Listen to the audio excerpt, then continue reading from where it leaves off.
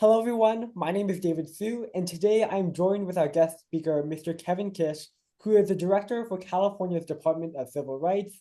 And today we'll be focusing on a major organization, which is California versus Hate, which is part of the California's Department of Civil Rights. Can you tell me a little bit about yourself and how you got involved with this organization in this department of the state? Sure. Thanks, David. I'm happy to be here. My name is Kevin Kish. I'm the director of the Civil Rights Department in California. Um, I think you're asking a little bit about my own personal background. I actually grew up in Virginia, but I've lived in California now for 20 years. But I grew up in Virginia, and my family is Quaker. And so uh, growing up, we talked a lot about social justice. We talked a lot about fairness and equality. We talked a lot about social justice movements and movements for civil rights throughout the country's history. So that's kind of where things got planted in my mind.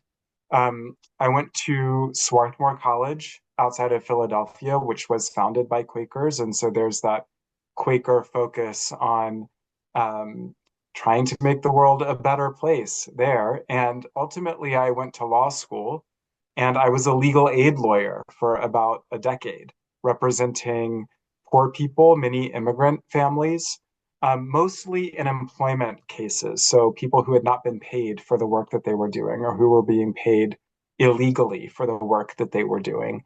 And after doing that, I was appointed by the governor to lead the Civil Rights Department. At the time, it was called the Department of Fair Employment and Housing. But this department has power to enforce a lot more laws than just laws protecting our civil rights in employment and in housing. So we are now called the Civil Rights Department. Wow, that's really, really great story and good to hear more about you. Is there anything specific when you were a child that influenced you to want to go into public service and go into the Civil Rights Department? Yeah, I think some of what I talked about growing up in a Quaker family, um, we learned a lot about um, abolition of slavery in this country and Quakers' roles in that. We learned a lot about the civil rights movement. We learned a lot about the various social justice movements of the last century, the women's rights movement, the gay rights movement, um, the Asian American rights movement. And so I think all of those influences or conversations and topics did influence me. When I went to law school, I knew that I wanted to work to help people, that I wanted to use law as a tool to help people. I don't think law is the only tool out there, or necessarily even the most important one in a lot of circumstances, but in some circumstances, law is a really powerful tool.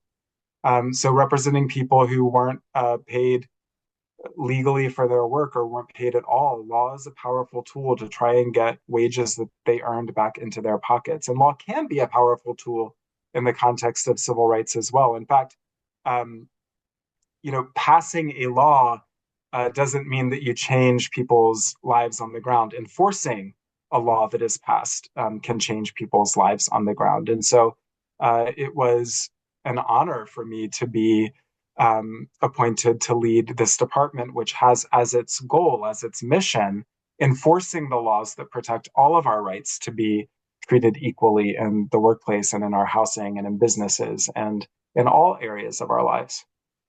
Yeah, well, I also think it's really, really great that even from a young age, you were able to have the conversations with your family about all these different issues and all these different movements within society. Because oftentimes there's a stigma of like about mental health or about AAPI communities that happens and it often makes families and communities not able to talk about it because of this stigma. So I think it's really, really great that from a young age, you're able to go against the stigma and still be able to learn more about all these different issues. So Thank you. also, yeah, of course. You also talked about how law led you to this idea of helping out other people, how enforcing the law is a lot more impactful than just like passing the law. So can you also tell us about how how your current role as director of California's Civil Rights Department led you to knowing that you made the impact on communities. Yeah. So, you know, let me talk a little bit about the Civil Rights Department and why we're here and what we do for people in the state. Um, if your civil rights are violated, now this can happen to students, right, in school. This can happen when you get a job. If you are turned away from a job because of who you are, not because of your qualifications. When you're trying to get an apartment, um, if you are turned away because of your race, your religion, your national origin, your disability, your sexual orientation, or any of a number of characteristics that we all have, right? If you're turned away for these reasons or treated differently and less well because of these reasons, you do have a couple of options.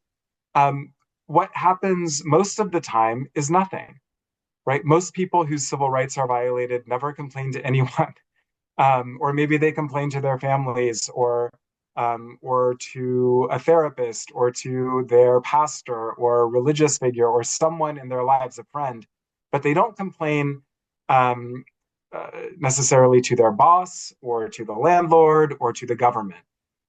But one thing that can happen is you can go get a lawyer, right? And you can bring a case if you've experienced a violation of law. But what the Civil Rights Department does is says you don't actually have to get a lawyer and go file a lawsuit in court. You can ask the government to investigate what happened to you. And this is great because a lot of times people don't actually know what happened to them if something bad happened. They didn't get the job, they didn't get the promotion, they didn't get the apartment, they don't know why. You can ask the state to investigate. And so if you file a complaint for a civil rights violation with the Civil Rights Department, we will investigate it. And there are a couple of things that can happen. One thing that can happen is we can say, okay, we investigated, we're not going to do anything, but you have the right to go forward in court if you want to go forward in court with a legal claim. Another thing that can happen, though, is that we have mediators who are working around the state who help people resolve their disputes and reach some kind of resolution. And we resolve hundreds and hundreds of civil rights disputes every year through our mediation. And another thing that can happen is we can say, what happened is really wrong and it's really important. And we, the Civil Rights Department, are going to file a lawsuit in court. And it's going to be the state saying something happened here that was wrong, that violated the law. And we're going to try to, what we say, vindicate the rights of the person or enforce the rights of the person whose rights were violated. So my role leading the organization, like a lot of leadership roles, I do a lot of things that that have to do with IT, that have to do with human resources, that have to do with making sure that our forms are filed. But one of the things that I enjoy most doing is working with our investigators and our lawyers to decide what do we think happened in this case? And is this something that we think we can make right? Can we make an impact if we take action here? And I really love that part of the job.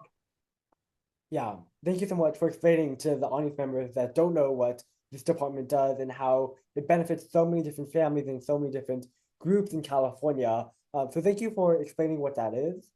But also a section of this is also that this organization also has California versus hate, which is another big part, which it also has the reporting system.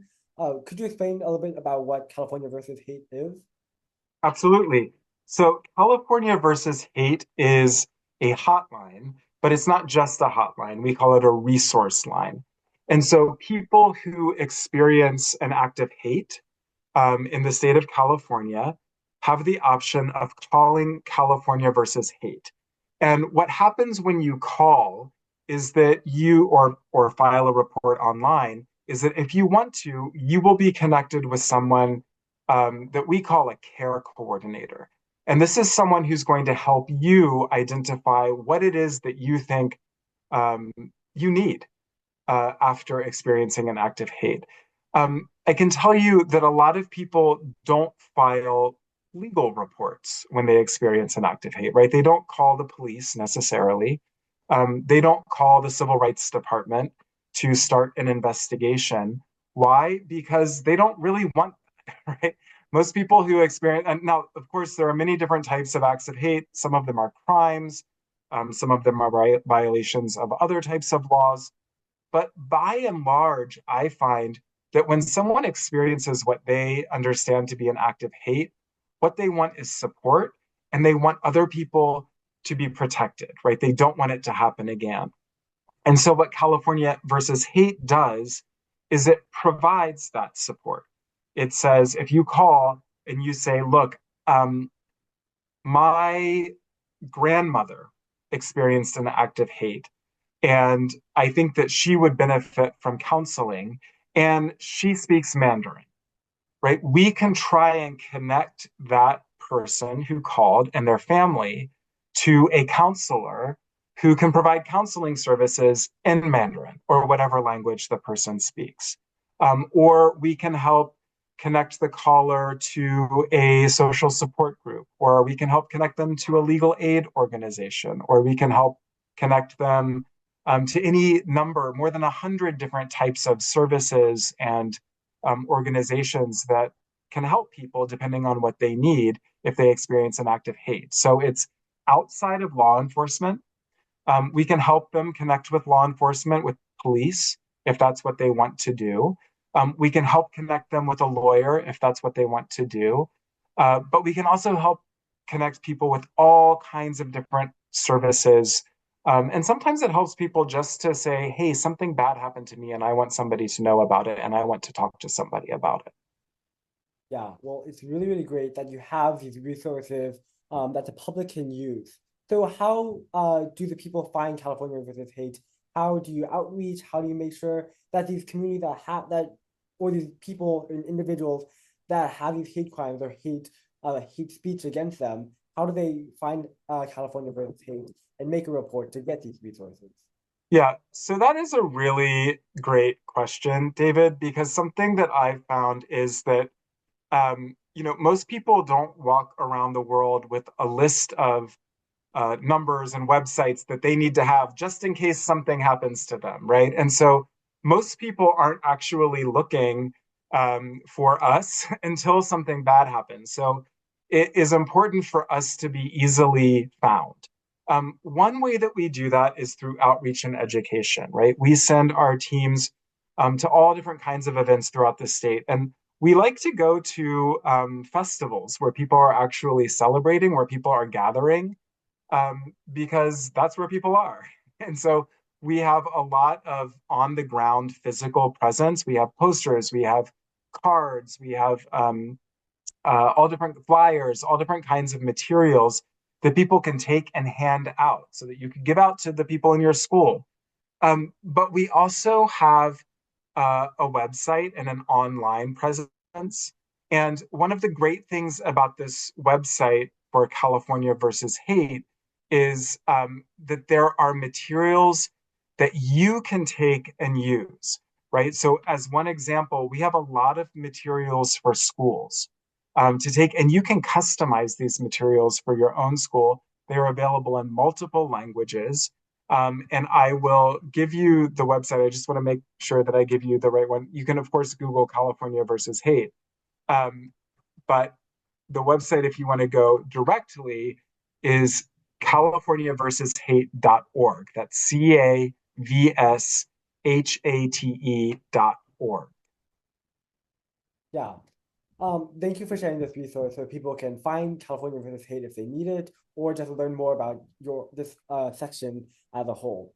But how have you seen California versus hate directly impact California directly? Are there certain numbers? How many reports has happened showing that this is a great? We all know that's a great resource, but can you explain how it's working and how it's directly impacting the citizens? Yeah, so just last week, I think we released data from the very first full calendar year of California versus hate. And, that data showed, gosh, let me make sure that I have the right numbers. So we're talking about 2024, so last calendar year. We got thousands of contacts And out of those, so people can contact us for any reason. They can call or file a report. Um, Not all of those are people who want to report an act of hate, but out of those contacts, we received nearly 1,200 reports of hate. That's a lot of people. We got them from most of the counties in the state. And a number that I think is really important for people to hear is that about 2 out of 3 of those people agreed to follow up for our care coordination, meaning they wanted help accessing resources. Yeah. Well, thank you for sharing those numbers. It's great to hear how effective California versus hate is, and that people actually want the resource and want to take action to solve the problem as well. And for many young people or marginalized communities that aren't too familiar with California Department of Civil Rights and stuff, what is the best way to engage or learn or become more involved with it? Yeah, so there are a lot of things that people can do. I want to be mindful and respectful of the fact that most people don't want to put government agencies on the top of their list of things to do, but we do have a good social media presence. So you can follow the department, the Civil Rights Department on Instagram, um, which is probably the social media platform that most students would be also on, that they could find us on. Um, you can also go to our website and sign up for a newsletter. And this newsletter, I promise we will not spam you. The newsletter comes out about once a month. It's only a page or two long. And in this newsletter, you'll learn about things that are happening in the civil rights world in California. So you'll learn about big cases that have been filed or settled. You'll learn about outreach activities that are going on. You'll learn about things like when we release the data from California versus hate. So it's actually a good resource for people who are interested in civil rights and the world of civil rights, which really is all of us, to learn about what's going on on kind of an ongoing basis in a way that isn't going to take too much of your time. Yeah. Is there also anything else that you suggest people can do to try to prevent any hate acts to even happen in the first place?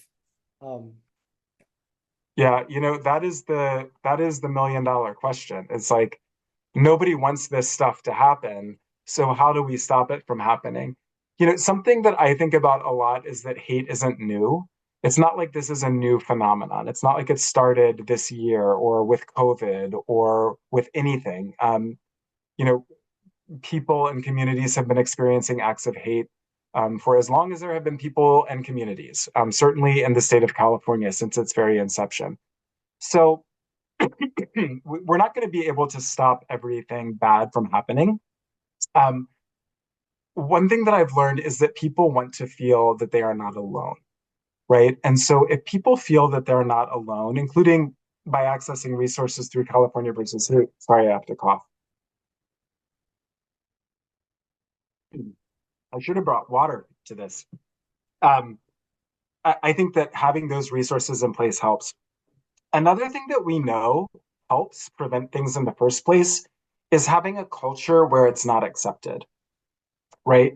So telling people, we think such and such is bad, right? We think bullying is bad, um, doesn't tend to have much of an effect, right? I mean, it can have an effect, right? Especially if it's a person, teachers, principals, administrators, parents saying, we don't think this is right. What tends to have an effect is people learning that that value system is widely shared. So, for example, within a school, it can be very powerful for students to hear. Actually, we took a survey, and students overwhelmingly think that bullying is wrong and is a problem. And the second people hear, oh, I'm not alone, other people feel the same way that I do, and by the way, it's true. Almost all of us feel that way, right? Nobody wants to experience acts of hate. Nobody wants to live in a town or in a community where acts of hate are happening. When we talk about how we commonly hold this value, that actually social science research suggests has an effect in making it less likely that acts of hate are going to happen. So, on a school campus, for example, you know, talking openly and messaging about what the values of that school are, what the values of that organization is, can have an effect, and much more of an effect than simply someone saying, don't do X or don't do Y. Yeah. Thank you for sharing this and telling everyone about how it's a problem and that we have to address it, as well as it's not a quick one simple solution to just solve, but it takes time and every small thing adds up.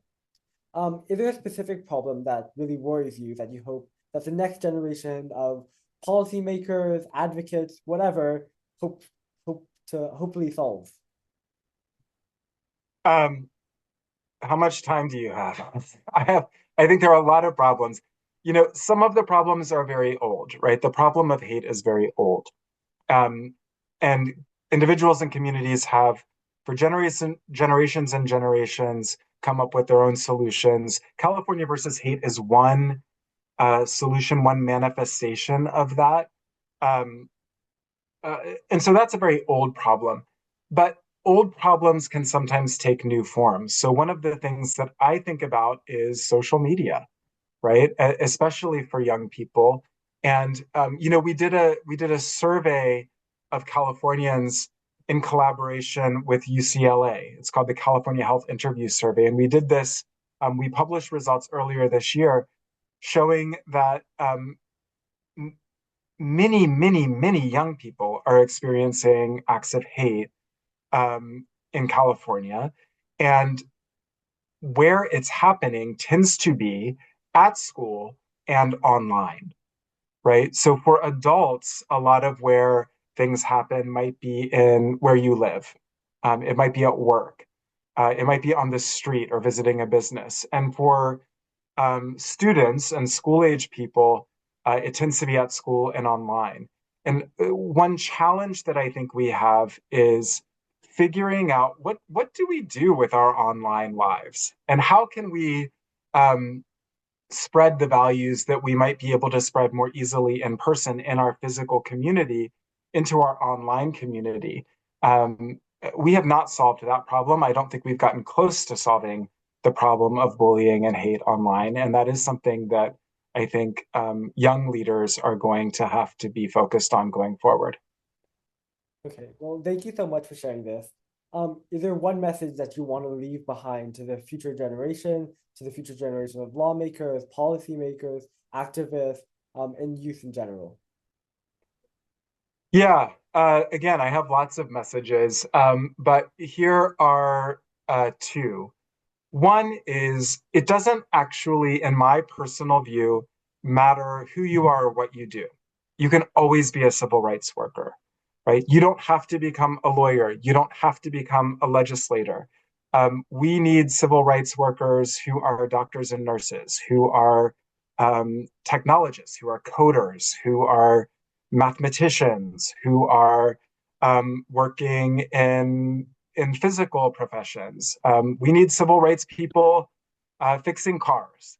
And there is no profession or life course where you can't be a civil rights advocate and a civil rights worker. And we see this from our own history, right?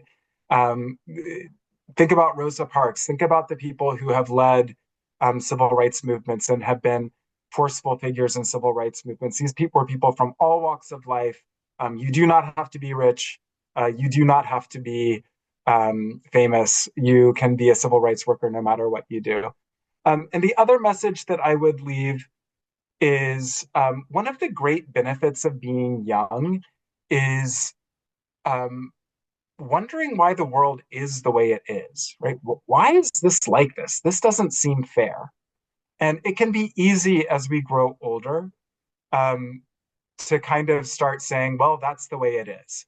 But almost nothing about the way we live has been the way it is for very long. Right? I mean, the steel plow was invented 200 years ago. Almost everything about our lives is relatively new. And so try to hold on to that question. Well, why is it this way? Sometimes maybe there are good reasons why something is the way it is, but a lot of times it's just because, well, whoever was there before did it that way. And so my advice or recommendation is hold on to that question. Hold on to the question why. Okay. Well, thank you for that message. I hope everyone thinks about that and brings it into how they bring into their day. And thank you so much for sharing and teaching to everyone about what California Department of Civil Rights does, as well as what California versus Hate does. It has been a true honor to meet and interview you. So on behalf of AAPI Youth Rising, thank you so much. Thank you, David.